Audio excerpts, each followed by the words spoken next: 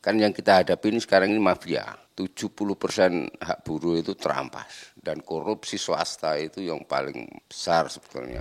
Ada hubungan kerja, yang satu memberikan tenaganya, yang satu memberikan upahnya dalam setting yang adil sehingga seluruh masyarakat akan meningkat kesejahteraannya. Dulu itu kita sama-sama miskin, sama-sama tak terdidik. Sekarang ketika kita sebagian sudah makmur, jangan sampai yang sudah makmur ini lupa, yuk giliran kita mengangkat yang lain. Ada beberapa tempat di Indonesia yang teman-teman dari umat Kristiani tidak bisa membangun gereja.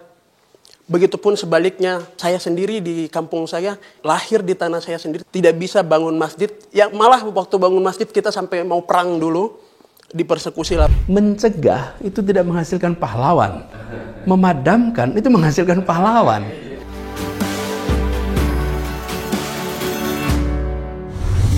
Assalamualaikum warahmatullahi wabarakatuh. Selamat datang di channel Abraham Samad Speak Up. Seperti biasanya saya tidak sendiri. Hari ini adalah hari yang sangat istimewa. Kenapa saya katakan istimewa? Kita kedatangan tamu orang yang paling berpengaruh dan menjadi sumber berita akhir-akhir ini. Calon Presiden tahun 2024. Saya langsung memperkenalkan beliau. Ini sahabat saya juga, Pak Anies Baswedan. Assalamualaikum. Waalaikumsalam. Terima Sehat, Mas? kasih. Baik. Alhamdulillah. Bang Abraham gimana? Baik ya? Alhamdulillah sehat, Mas. Mas Anies, ini kita akan mendiskusikan. Tapi sebelum berdiskusi lebih jauh, saya ingin memperkenalkan dulu. Ini ada beberapa panelis ya. Tadi saya datang sampai sini ketemu ada panelnya juga. Iya, panelis. Mereka ini representasi, Mas Anies ya. Representasi pertama ada Supriyatna, penjual asongan dari Depok, sudah 30 tahun jadi penjual asongan. Silahkan berdiri, Mas. Ya. Supriyatna. Kemudian ada Bang Maman, petani dari Kabupaten Bogor. Kemudian yang ketiga, Mas Joko. Silahkan berdiri, Mas Joko. Buruh di mana, Mas Joko? Saya ketua DPP SPN. Alhamdulillah. Ya, buruh, tokoh buruh. Nah, tokoh buruh. Kemudian ada Ibu Ida, guru pejuang sekolah rusak di Kabupaten Bogor, Mas Anies. Ya, terima kasih. 37 tahun saya jadi guru. Masya Allah. Di kaki Gunung Salak di Kabupaten Bogor. Dan sekolahnya masih rusak, Ibu Ida? Sebagian sudah oleh pemerintah daerah sudah mulai dirapikan, tapi sebagian besar masih dalam kondisi memprihatinkan. Ya. Oke, makasih. Kemudian ada Pak Sunindar. Pak Sunindar ini ojol ya. Dia pangkalan di Jakarta Selatan. Dan yang terakhir ini orang yang luar biasa, Mas Anies ini jauh-jauh datang dari Papua nih. Saya langsung memperkenalkan Ijal Papua. Dia Panggilannya siapa? Ijal. Ya, dia Okay. OPM, orang Papua Manis. Ya. OPM dia orang Papua Manis. Orang Papua Manis ini dia lagi kuliah di Bandung. Ya. Mungkin ada yang mau bertanya di antaranya. Ya, silahkan, Bu.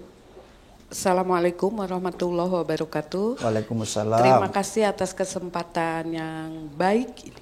Sangat baik. Pak Anies yang terhormat, kesempatan ini saya ingin curhat keresahan saya. Perkenalkan, nama saya Ida Yuningsi, sudah bekerja menjadi guru selama 37 tahun di Kecamatan Ciomas, Kabupaten Bogor. Kebetulan saya ditempatkan di satu tempat yang bukan di kota, Pak, di kaki Gunung Salak.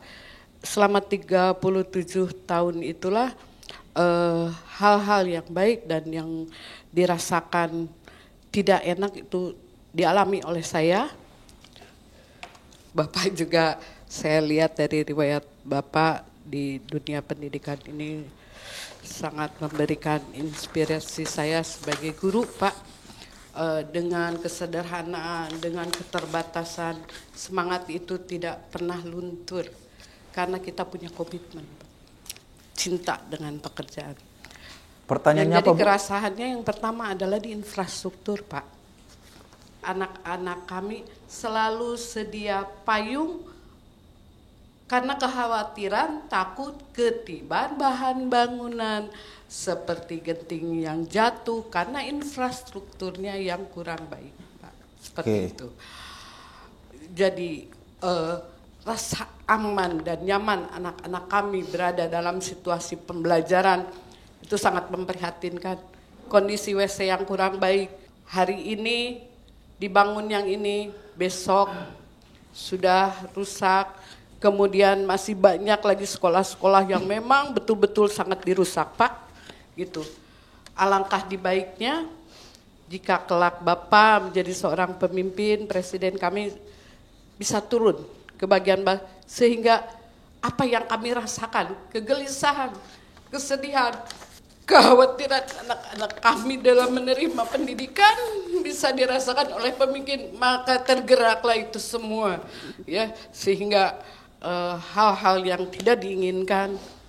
Yang kedua adalah Pak, murid banyak, ini menjadi kekuatan nanti.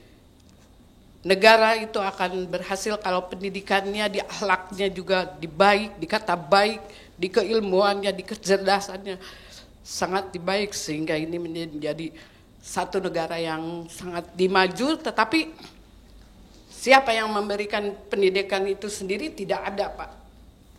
Kekurangan guru di mana-mana. Saya di sekolah, PNS-nya cuma 2, Pak. Selebihnya 12 rombel, berarti cuma 2 rombel yang dipegang oleh guru, kemudian selebihnya oleh guru-guru honor. Oke. Lumpuhlah pendidikan itu jika tidak tersampaikan semua materi yang seharusnya diberikan kepada anak-anak kita. Kurikulum jangan berubah, Pak. Oke. Makasih ya Bu ya. Bung Ijal, Papua, silahkan. Baik, Assalamualaikum warahmatullahi wabarakatuh. Perkenalkan, saya Muhammad Rizal Akbar Yelipele, mahasiswa Teknik Perencanaan dan Wilayah di Institut Teknologi Nasional Kota Bandung. Saya punya 3 pertanyaan, Pak. Cuman nanti ada salah satunya yang berakar sedikit, cuman saya nanyanya langsung aja gitu. Ya.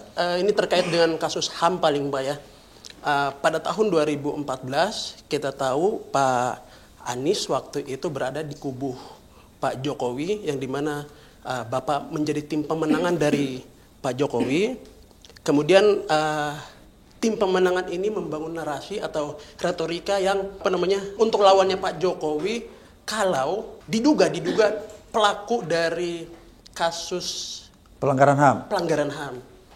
Nah, saya sendiri pengen nanya nih Pak ke Bapak, bagaimana langkah konkret Bapak untuk menyelesaikan kasus-kasus HAM yang terjadi di Indonesia? Karena saya capek aja gitu Pak, melihat kasus HAM-nya itu, apalagi khususnya di Papua makin banyak, tapi retorika yang dibangun dengan beberapa, katanya mau beresin belakangan ini ya, mau beresin kasus HAM, datangnya cuma seremonial doang. Bung Ijal, usulannya apa Bung Ijal? Menurut Bung Ijal apa? Kalau dari saya sendiri, ya, yang diharapkan menurut Anda juga apa yang perlu jadi solusi? Saya pengennya minimal pelaku-pelakunya ini diberikan hukuman yang selayaknya harusnya gitu. Oke, apalagi? Yang setimpal. Apalagi? Itu pertama. Kemudian yang kedua, mengenai kasus kekerasan mungkin yang terjadi di Papua, Pak. Saya pengen minta pendapat dari Bapak, karena lagi-lagi korban yang terjadi di Papua itu kebanyakan adalah masyarakat sipil, dan nggak pengen aja gitu Pak, masyarakat lagi yang kena. Kita cinta Papua itu tanah yang damai, tapi tidak menjadi damai karena ada oknum kelompok bersenjata yang menyerang para warga sipil itu. Menurut Bang Ijal apa solusinya itu ya? Untuk masyarakatnya? Enggak, terhadap persoalan itu. Untuk sejauh ini saya belum kepikiran. Dan yang terakhir Pak, yang terakhir ini mungkin lebih ke toleransi ya. Kita tahu sendiri Indonesia itu beragam agama, ras, suku, kewarganegaraan kita banyak gitu. Namun ada beberapa tempat di Indonesia yang tidak bisa, teman-teman dari umat Kristiani tidak bisa membangun gereja. Begitupun sebaliknya, saya sendiri di kampung saya, lahir di tanah saya sendiri tapi tidak bisa membangun masjid di mana kampungmu? Saya Wamena. Saya kebetulan Wamena. Tidak bisa bangun masjid. Ya malah waktu bangun masjid kita sampai mau perang dulu, dipersekusi lah bahasa kasar. Kita mau perang dulu, ditengahin, dan itu masih terjadi. Khawatirnya permasalahan ini menjadi penurunan toleransi kita gitu. Oke. Sehingga saya pernah melihat sendiri Bapak Anies pernah menyampaikan waktu itu, pernah bilang negara hadir itu bukan untuk minoritas atau mayoritas. Jadi saya pengen tanya, bagaimana Bapak melihat fenomena ini, fenomena minoritas dan mayoritas ini khususnya di Indonesia? Oke. Kasih Begitu ya. paling dari saya. Oke. Terima kasih banyak Pak. Oke, lanjut Pak. Saya Joko Haryono, karyawan pabrik sepatu. Saya juga pengurus serikat, tokoh 10. Jadi gini Pak, jadi diskusi tadi sangat menarik sekali, tekad untuk perubahan dan sebagainya. Kan yang kita hadapi ini sekarang ini mafia. 70% hak buruh itu terampas. Dan korupsi swasta itu yang paling besar sebetulnya. Banyak pesangon terampas, upah terampas, status kerja gitu. Nah dari ide-ide gagasan kan sudah banyak sekali yang didiskusikan gitu. Bagaimana intinya gini Pak, ketika Bapak nanti jadi presiden dan sekarang juga semakin banyak yang mendukung Bapak nih, makanya harus siap-siap betul konsep itu nanti aplikatif gitu. Nah itu bagaimana ngadapin mafianya ini gitu. Karena sekarang itu kita dikuasai cukong gitu. Terima kasih. Oke, lanjut Pak. Ya, Assalamualaikum warahmatullahi wabarakatuh. Alhamdulillah Bapak Abraham Samad, Bapak Anies Baswedan. Kebetulan saya sudah lama juga pengen ketemu Bapak Anies Baswedan karena saya adalah pendonor darah. Pada waktu itu memang COVID, akhirnya nggak ketemu. Nah, saya mau bertanya aja sama Bapak Anies Baswedan. Nah, kalau saya adalah ojol Pak ya. Saya adalah opang Pak, ojek pangkalan, juga ojol juga, ojek online. Kebetulan saya bukan setahun 2 tahun, saya udah bertahun-tahun saya Pak. Dari ojol opang sampai ojol online. Yang jadi masalah pemasukan sekarang ini memang udah nggak sesuai lagi Pak. Saya ini udah umur 63 tahun dan sumbangsi kita nggak sedikit Pak. Nyawa bahkan pun sudah banyak teman-teman kita yang nelayan Pak. Dan hampir nggak ada kejelasan itu Pak. Bagaimana kalau teman-teman kita yang meninggal itu sampai nggak dapat santunan atau memang nggak diperhatikan sama sekali. Saya rasa ke depannya cuma itu aja Pak. Terima kasih Pak. Assalamualaikum warahmatullahi wabarakatuh. Nah, silahkan. Assalamualaikum warahmatullahi wabarakatuh. Salam. Dengan siang ini saya alhamdulillah telah bertemu dengan Bapak Abraham atau Bapak Anies calon presiden. Langsung Pak, pertanyaan. Saya atas nama Maman dari Kecamatan Upin, Kabupaten Bogor. Dengan saya seorang petani. Pak, masalah petani ini sekarang kebanyakan gagal petani atau gagal panen dikarenakan apa? Tidak subur atau tanahnya karena tidak ada pupuk. Walaupun pupuk itu adanya mahal. Saya mohon jadi disubsidi lah gitu masalah pupuk, disubsidi. Walaupun sekarang disubsidi petani ini kalau tidak punya kartu tani ini tidak bisa belanja pupuk. Mesti punya kartu tani saja. Yang disubsidi itu hanya punya kartu tani. Yang tidak punya kartu tani itu tidak bisa belanja pupuk apa macam apa itu. Masalah petani itu kebanyakan gagal panen. Kedua yang saya usulkan ini Pak Anies, kalau memang terpilih Pak Anies yang mudah-mudahan terpilih di Presiden 2024, saya mohon di kampung saya banyak kelompok tani perhutanan, sawah, peternakan. Nah, yang dikhawatirkan di kampung saya ini sekarang kelompok tani sawah. Dalam saya mengusulkan kepada Pak Anies, ini irigasinya udah bertahun-tahun belum dibenahi, belum diperbaiki. Bahkan saat ini tahun ini mau petani sawah menyangkul irigasi jebol teh aya cajan kata orang Sunda makan gitu. Bahkan beberapa tiap minggu masyarakat kami selalu gotong royong. Itu saja yang kami sampaikan dan mohon diselesaikan oleh Bapak Anies. Terima kasih. Assalamualaikum warahmatullahi wabarakatuh. Assalamualaikum warahmatullahi wabarakatuh. Nama saya Supriyatna dari asal Garut Pak. Saya sebagai pedagang kecil Pak, asongan Pak. Di mana Pak? Di Depok Pak. Oke. Jadi gini Pak masalahnya, jadi harga barang sekarang agak ini Pak, masalahnya Pak, permodalannya agak sulit Pak, modalannya. Satu barangnya agak ini Pak, naik gitu Pak, benar Pak. Pernah naik? Naik mau ya gitu Pak, benar naik. Semua Pak. Jadi pedagang dasar itu dagangnya dari apa namanya, semacam aksesoris gitu Pak, aksesoris. Obeng-obeng gitu Pak, aksesoris motor, aksesoris istilahnya alat proyek-proyek gitu Pak. Jadi agak meningkat gitu Pak harganya, agak keder gitu Pak, pasar permodalannya gitu Pak, jadi agak mendem gitu sekarang, agak begini Pak sekarang dagang gitu. Gitu dah Pak saya. Jadi apa harapannya Pak? Ya mudah-mudahan harga barang jangan sampai melambung gitu Pak. Itu aja. Harga. Biar lancar usahanya Pak. Assalamualaikum warahmatullahi wabarakatuh. Oke, makasih. Silahkan Pak Anies mungkin. Jadi yang disampaikan Pak Supriyatna tadi soal harga itulah yang menjadi misi kita. Jadi Pak Supriyatna, Pak Manan yang tadi bicara, kemudian Bu Ida, lalu Pak Joko. Ini kita Bapak semua Ibu ini mengangkat tema yang tadi saya sampaikan. Kita ingin tata niaga pangan kita itu dibuat menjadi tata niaga yang sehat. Tata niaga yang sehat itu antara yang memproduksi sampai yang mengkonsumsi, itu mata rantainya, itu mata rantai yang transparan, informasinya lengkap, sehingga bagaimana harga di tempat produsen sampai dengan harga di tingkat konsumen itu selisihnya tidak terlalu jauh. Kita ingin dua-duanya makmur. Kita ingin petani yang memproduksi juga meningkat kesejahteraannya, tapi juga kita ingin rakyat kebanyakan yang kemudian mengkonsumsi itu mengkonsumsi dengan harga yang terjangkau.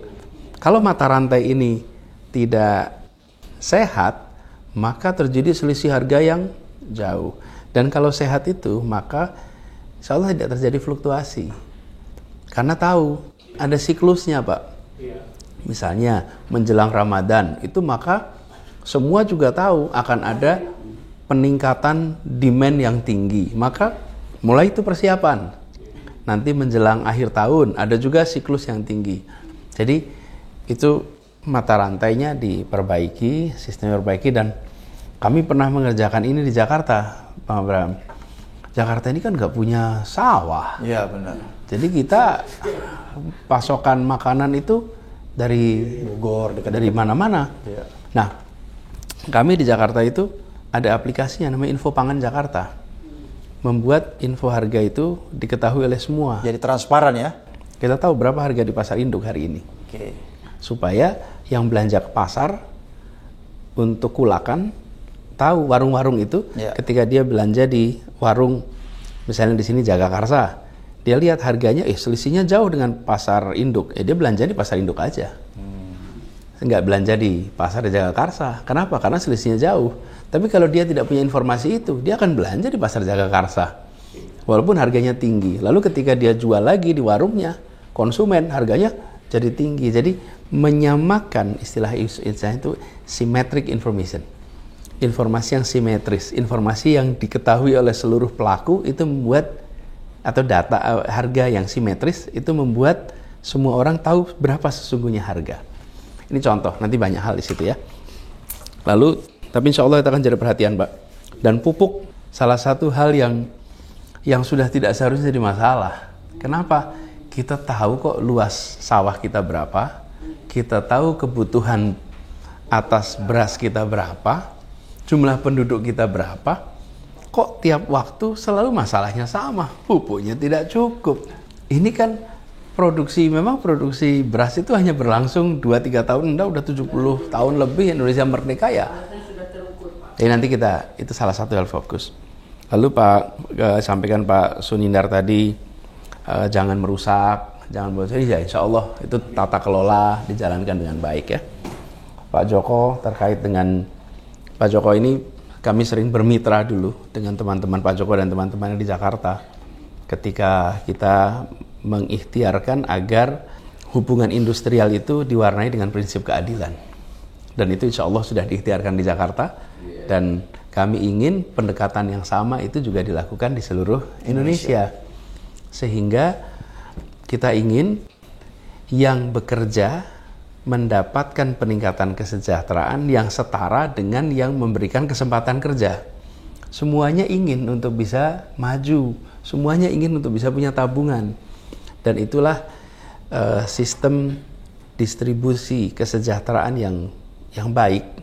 Itu ketika ada hubungan kerja, yang satu memberikan tenaganya, yang satu memberikan upahnya dalam setting yang adil, sehingga seluruh masyarakat akan meningkat kesejahteraannya. Itu prinsip Nah, ini memerlukan kerja yang besar dan kekuatan argumen yang kuat. Kenapa? Ya karena tadi disebutkan ada istilahnya mafia-mafia tadi oleh Pak Joko. Nah, ini harus kita ingin Indonesia lebih adil kok. Dan gini, Bang Abraham, siapapun yang hari ini itu makmur ya, itu bisa dicek. Dulu kakeknya buta huruf tidak ya? Masih buta huruf kok. Dulu kakeknya sekolah universitas tidak? Rasanya enggak kok. Belum. Dulu itu kita sama-sama miskin, sama-sama tak terdidik, sama-sama. Nah, sekarang ketika kita sebagian sudah makmur, jangan sampai yang sudah makmur ini lupa, yuk giliran kita mengangkat yang lain. Jadi tempatkan kita sebagai saudara sebangsa. Jadi kalau melihat ada orang yang bekerja untuk kita, itu tempatkan dia sebagai saudara kita nih. Yuk, dan itu bukan cuman urusan industrial, Bang. Saya akan himbau keluarga-keluarga, Anda punya supir, Anda punya pembantu. Apakah Anda memikirkan bagaimana supirnya bisa anaknya kuliah? Dia juga kepengen anaknya kuliah seperti anak kita kuliah. Sudahkah dipikirkan kesehatan? Jadi bukan hanya hubungan industrial yang dalam artian pabrik, rumah-rumah kita itu juga memberikan lapangan pekerjaan. Kita kepengen agar pandanglah mereka sebagai saudara kita yang ingin sejahtera juga. Sama. Sudahkah kita memikirkan itu semua? Jadi tanggung jawab mensejahterakan itu secara konstitusional ada pada negara. Ya. Tapi secara moral ada pada seluruh bangsa Indonesia. Karena saya, Bang Abraham, kita semua bisa duduk di sini kenapa? Ya karena dulu disekolahkan sama negara. Kan negara dulu bikin sekolah yang kita bayar murah sekali. Saya bayar 97.000 per semester. Sama Mas Anies. Sama kita bayar. Terus sekarang kita udah menjadi makmur. Ini adalah yang saya sampaikan tanggung jawab moral kita. Jadi bukan hanya sekedar, jadi saya ingin sampaikan nih, bukan sekedar bicara tentang hubungan industrial yang buruhnya banyak. Yuk rumah-rumah kita menjadi rumah-rumah yang mensejahterakan semua yang bekerja. Warung-warung kita. Ini kebiasaan saya dulu nih, Bang Abraham. Dulu kalau saya masih di kampus itu kalau pergi kan sendirian ya, nggak ada asisten, jalan sendirian. Saya kalau jalan sendirian itu sampai di airport, saya bawa tas. Saya pernah kita ketemu, Bang. Ya, begitu. Kalau di airport, saya hampir selalu tas yang saya bawa, koper saya bawa itu, saya serahkan pada porter. Padahal sebenarnya saya bisa angkat sendiri. Ingin memberi. Kenapa? Supaya porter ini dapat pendapatan dari saya. Ya, dia dapat pendapatan dari saya. Tapi kalau saya bawa itu sendiri, dia tidak dapat pendapatan nih. Nah, pada saat saya memberikan uangnya, saya bilang jangan buat rokok ya. Oke. Ini dipakai untuk biaya sekolah anak. Nah, dia akan mikir itu. Dia mau pegang uangnya pakai buat rokok. Udah dipesan ini saya bukan buat rokok. Jadi kenapa? Pakai ini untuk beli telur. Pakai ini untuk pendidikan. Jadi kita yang sudah mendapatkan kesejahteraan itu punya tanggung jawab moral untuk gantian mengangkat yang lain. Dulu saya ketika bekerja di Jakarta, mulai bekerja di sini saya tidak pakai supir. Saya kerja sendiri, nyetir sendiri. Apalagi saya waktu itu baru kembali sekolah di Amerika yang semuanya nyetir sendiri. Saya tidak nyaman disetirin. Karena rasanya kayak gimana gitu, biasanya nyetir sendiri bertahun-tahun. Dari muda nyetir sendiri. Di rumah kami di Jogja tidak punya supir.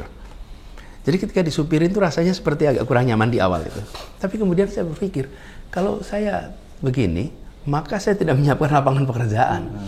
Saya tidak membagikan pendapatan yang saya terima kepada orang lain. Lalu saya merekrut supir. Dan ketika merekrut supir, ternyata saya bisa produktif di jalan tuh. Bisa mengerjakan banyak hal. Lalu dia mendapatkan pendapatan. Lalu tanggung jawab kita, pikirkan tuh. Apakah pasokan makanan di rumahnya cukup? Apakah kita bisa bantu pasokan? Jadi selain hitungan gaji itu, apa yang kemudian dia bisa rasakan dari hubungan ini?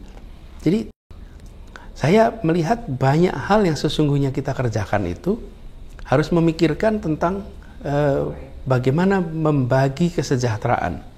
Saya kasih contoh lagi nih, Mas Bram. Bukan dengan kerja orang lain, kerjakan kami sendiri. Kami mau bangun rumah nih.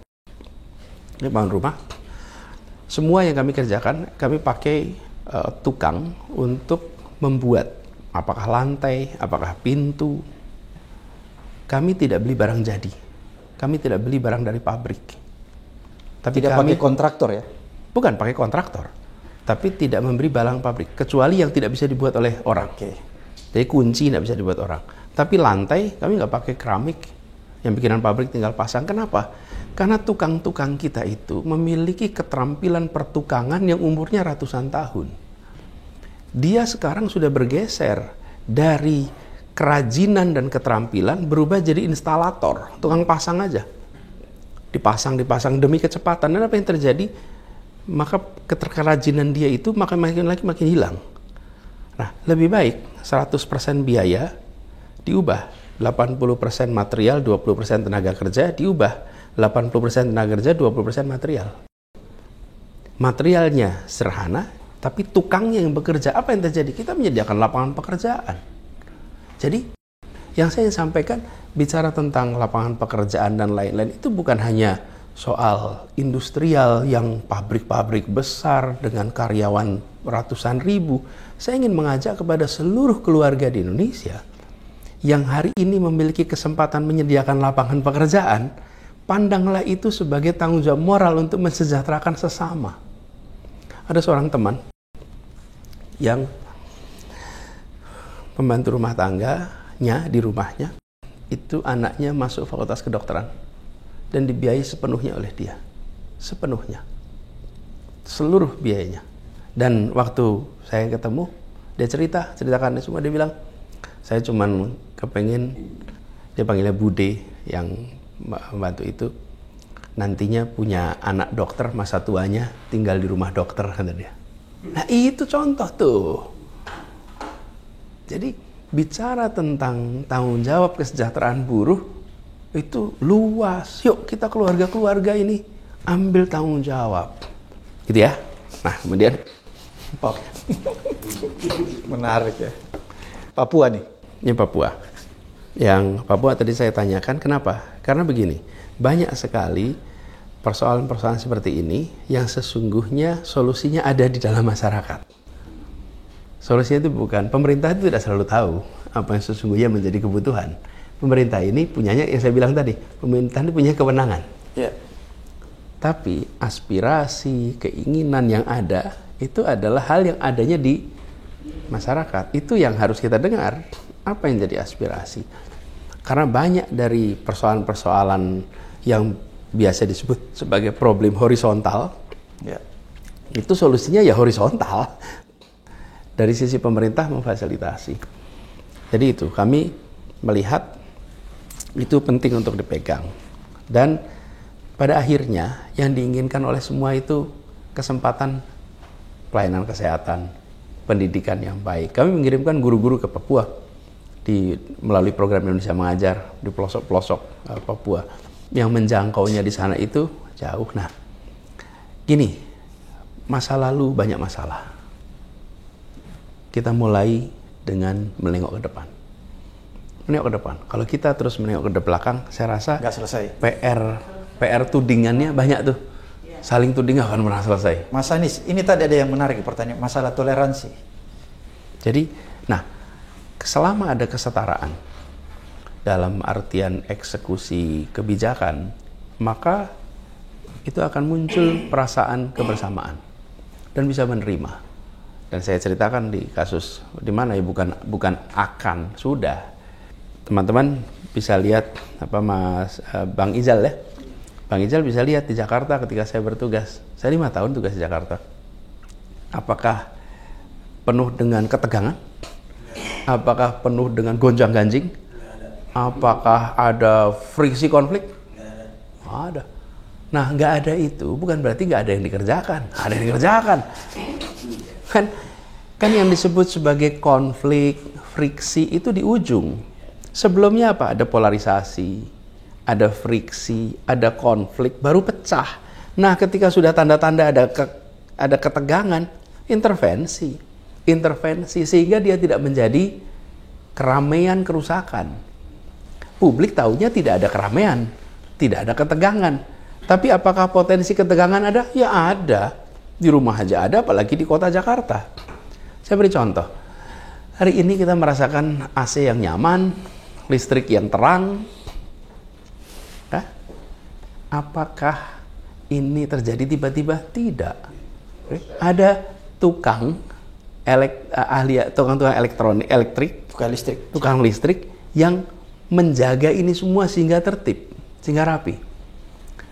Jadi ketika terjadi ruangan yang AC-nya nyala baik, listriknya nyala terang, Bung Rizal jarang sekali ada yang bilang gini, terima kasih PLN ya, terima kasih tukang listrik ya, sudah membuat ini nyaman. Nggak ada yang bilang. Tapi begitu lampunya mati, ceplek gitu, tukang listriknya datang, dia bilang ini pahlawan kami. Sesudah ada kerusakan dulu. Pemadam kebakaran itu sama. Ketika dia mencegah api, tidak ada satupun yang mengatakan inilah pahlawan kami. Nggak ada. Padahal dia setengah mati mencoba melakukan pencegahan. Tapi begitu ada kebakaran dan dia datang, dia bilang, ini pahlawan kami. Kita di pemerintahan menjaga suasana tenang, tidak ada yang bilang Pak Anies stop. Ada ketenangan, keteduhan, nggak ada yang sebut itu. Nggak ada. Tapi kalau ada ketegangan, lalu saya mendamaikan, top Anies. Berhasil mendamaikan. Nah, saya merasa lebih baik jangan sampai ketegangan dulu baru didamaikan. Jagalah kedamaian sehingga tidak muncul ketegangan. Nah, mencegah itu tidak menghasilkan pahlawan. Memadamkan itu menghasilkan pahlawan. Karena ada krisis dulu. Nah, jadi yang kami lakukan di Jakarta itu mencegah. Setiap kali ada potensi friksi, ada tempat ibadah yang menimbulkan ketegangan, dilakukan mitigasi, dicoba dicegah, dicari jalan keluarnya, sehingga tenang teduh. Nah, ini mudah-mudahan pendekatannya sama yang akan kita lakukan. Kemudian rasanya sudah terjawab semua ya, Pak. Iya. Jadi Bang Abraham, saya ingin sampaikan di sini bahwa yang dikerjakan oleh negara itu bukan saja membuat program pemerintah berjalan, tapi membangun suasana kebangsaan yang saling menopang, saling mendukung, berpandangan positif. Dan ini aura yang kemudian dibangun di Republik ini. Dari mana auranya? Auranya dari pemimpin. Ya, pemimpinnya menyampaikan pesan-pesan itu juga menjadi pesan bagi semua. Kalau kita hanya fokus pada regulasi, hanya pada aspek program, bagaimana kehidupan berbangsa? Bagaimana kehidupan bernegara?